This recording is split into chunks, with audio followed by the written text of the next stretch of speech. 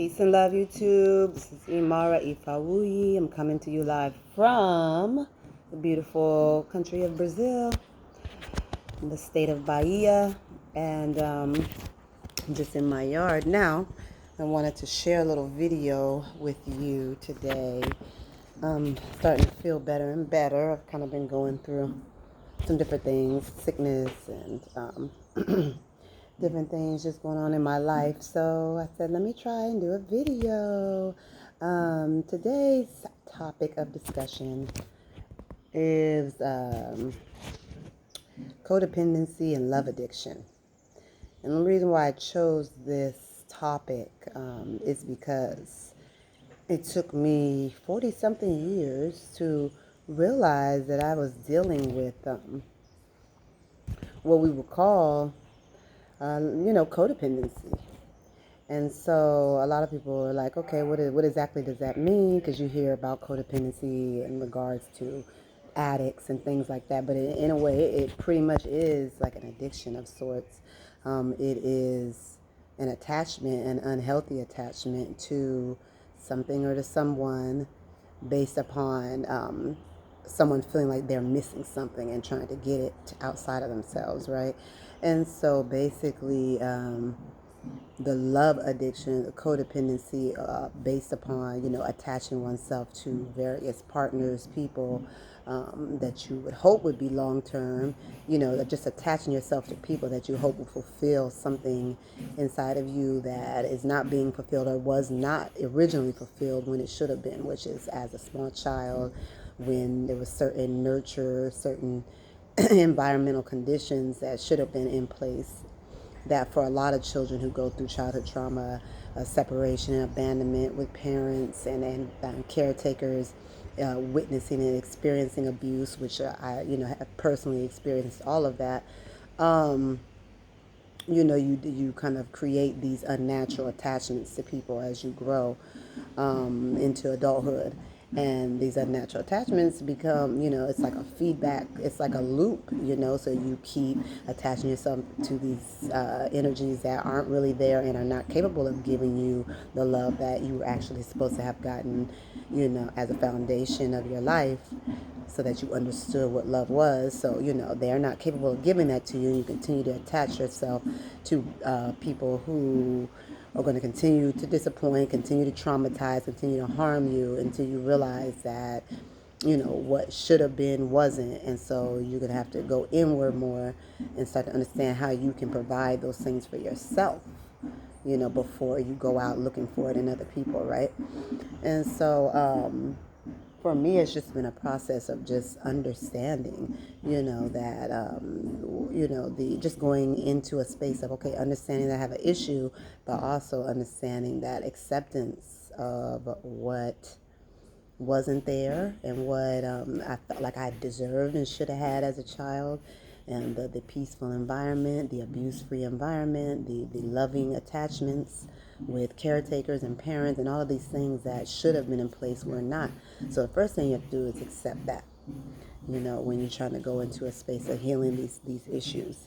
Accept that those things are not there, and that it just kind of is what it is. Life is big, the universe is, infinite. Like, an infinite amount of experiences can be had inside of this space, and at the end of the day, it just is what it is, and so just accepting things, trying to get into a space of just nurturing oneself, giving oneself the best things that you can give yourself, and just being gentle and delicate with yourself, and also being very, very, not brutally honest, I don't want to use the word brutal, but just being very confrontational with the truth. Like, this is what it is. And so once you get into that space where you can accept, then it allows you, I think, and what I've experienced, you to start recognizing, where all those codependencies are at in your life, where they lie. I know for myself, there was codependencies on the caretakers that came in to substitute for my parents, my grandparents, up into their death, which was just a few years ago. Both of them died. There was codependency, definitely enough codependency on on men, and just a variety of relationships, being a serial monogamous person. So just going one relationship, boom, that don't work out. Next thing, 2 months later, and the next one that might go for a year or 2 or 3 or whatever. That doesn't work out. I even tried my hand at marriage. That didn't work out. So it's just like one thing after another of not working out, one thing after another of unhealthy attachments, seeking love in the wrong places, people who are narcissistic that draw to you because they draw to your wound. So, these types of people who are out here and don't feel complete inside themselves because of their own traumas, and they will go and seek not only, so they're codependent in a way too. They'll seek this kind of validation that they maybe didn't get at home from other people, but in a way that is very negative. So generating a lot of negative energy, feeding off of the negative energy, working with very negative emotions like shame and guilt, and always trying to project that on people, messing with people's head, manipulating, all of that. As a codependent, it's easy, especially as an empathic one, it's easy to start to draw those kind of energies into your life repeatedly. And so it's very important that we understand, the first step in understanding, what it is I'm going through and I'm dealing with as a full-grown person who, has not had any kind of what you would call luck in the department of whatever love, because of these patterns that keep I keep reliving, and they keep playing out in my life over and over again, based upon unmet needs, is what they say in psychology. An unmet need. So there's a need for feeling, desired, loved, appreciated, valued, all of these things. And so there's a lot of unmet needs. And so with the unmet needs come all of the outward seeking. And so once you realize that, you are seeking and attempting to fill holes, basically, it's important to either, seek help, seek outside sources that can support, whether it's psychologist or a counselor. For me, I've done some of that too, but for me, it's been just more internal, getting into meditation, yoga, over the last 20 something years of just that, and then also utilizing medicines at strategic times in my life, plant medicines. So, including ayahuasca, peyote, just all of the things, shrooms, and all the things that can kind of help you to elevate and to kind of fill some of those holes, and to kind of get your well, I would just say to help you kind of rewire some of the patterns and some of the rewiring the brain, basically. That helps to just kind of get the brain to function, and to function in a way that's less disordered, but more aligned with how, a person who is experiencing a successful life would be functioning and thinking. And so the plant medicines are really powerful for that. So yeah, also just being in nature. Nature is therapy in its own way. It's its own therapy. It has its way of speaking to you and connecting with you. I'm someone who's traveled a lot internationally and globally, just wanting and always going to nature-esque environments. I rarely am drawn to like major urban areas in the world or anything like that. I've done some of that too, but it's typically very highly nature-esque environments, because that has been my solace. That's been my medicine throughout these decades of trying to understand and get to the point where I can understand how to kind of reintegrate myself and pull myself back together after so much self-inflicted, because it really does tend to be self-inflicted when you keep ending up in these abusive situations. It gets to the point where it's self-inflicted, because it's like, come on, you're attracting the same thing over and over again. You're not recognizing, you're not seeing the red flags. You can't expect a lion to not be a lion. You can't expect a tiger to not be a tiger. If you get in the realm of something that is destructive in its nature, a person, you attract a person who they just are destroyer. That's what they do. They tear things down that they've built up over and over again. And then you get involved with them and expect something to be different because in your codependent thinking. You think that you can save them, change them, get them to come around and act nice, get them to come around and be more humane, more kind, more loving, and keep convincing yourself that you can do it, and you want to do everything for everyone and make everything right and cover it up and ignore red flags and make excuses for them. Oh well, he didn't mean that. Oh yeah, he did that, but it was whack. But he doesn't do it all the time. All of these things, that's just going to lead you deeper into a path of more trauma because you just are adding to the traumas that are already there, that created the unmet need that was established in the childhood. So, these are some of the things that a lot of us are working on right now. Those of us who are on a healing journey, and a major healing journey that is based in having dealt with a lot of childhood trauma. This is the work. And I was so fortunate. I mentioned this on a live I just did the other day, but I think this work really set off for me being here in Brazil, which is very much like a power place and a spiritual home for me, and always has been. I've spent a lot of time here. But coming back here and then being able to partake in, psilocybin mushrooms, beautiful Amazonian psilocybin mushrooms that allow me to tap in on a different level than, ordinary life, ordinary thinking, ordinary experience when you're just in this normal awake state. The shrooms kind of just allow me to connect with my inner child, so that part of myself that was, kind of fractured and fragmented due to just way too many stresses and traumas coming back to back at a very young age, for me.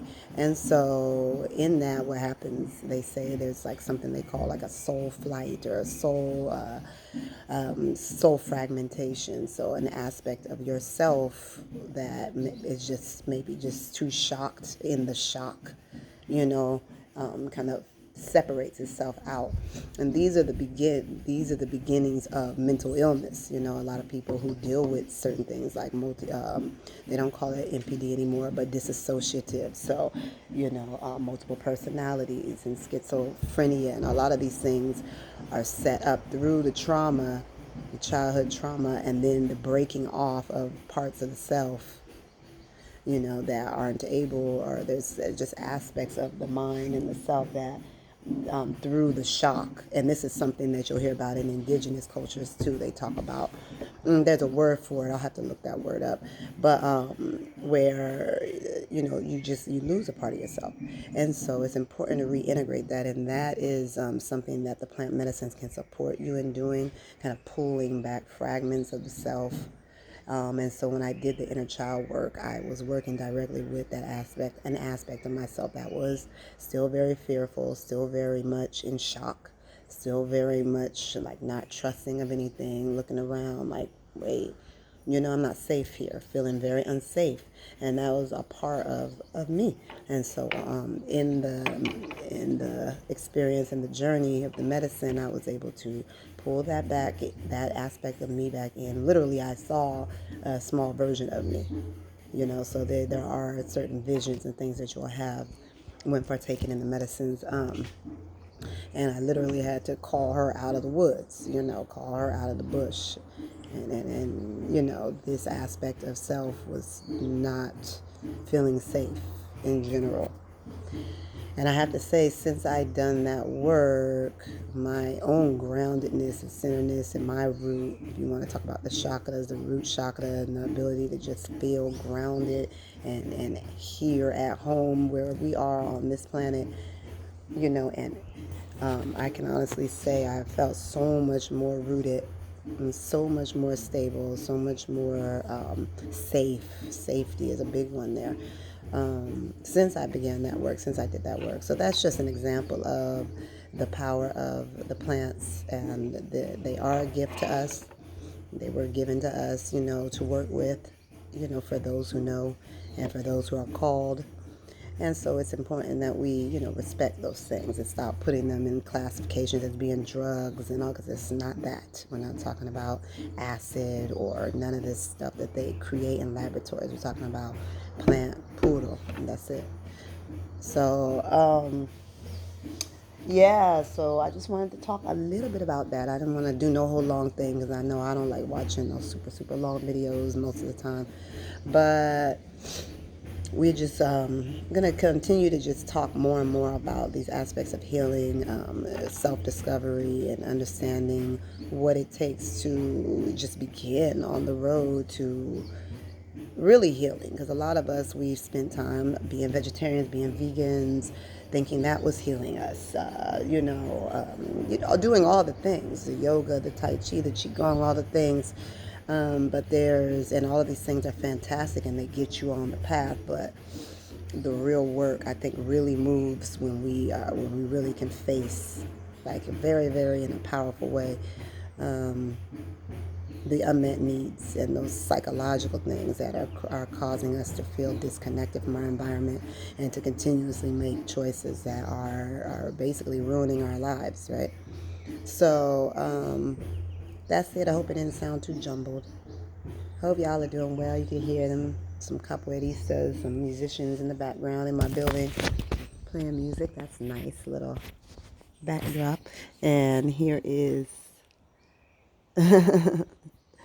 beautiful, beautiful backyard. You can't see it all the way. I'll just give y'all a little visual before I get off of here.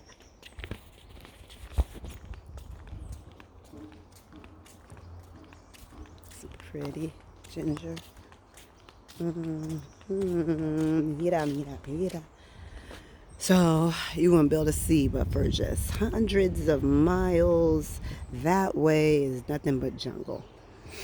So that's why I say I pretty much live in the jungle. I mean, I'm in a small complex, but yeah, pretty much live in the jungle, which is nice. I can wander around back out here, look for plants and different things. But yes, y'all, I hope everyone's doing really well today. So yes, please like the video if you dug anything or dug the message at all. Share, like, subscribe, all of those good things. Link me if you want to chat about any kind of consultations around womb wellness, so healing women's wellness and womb wellness, as well as travel. So if you're looking to travel with your family, especially mothers with children, that's something that I have a lot of background in. I've been supporting women on that for several years now. So if you have any needs of that sort, feel free to link me down below or check out my website, ourmothersway.com. And yeah, y'all have an excellent day. Much love.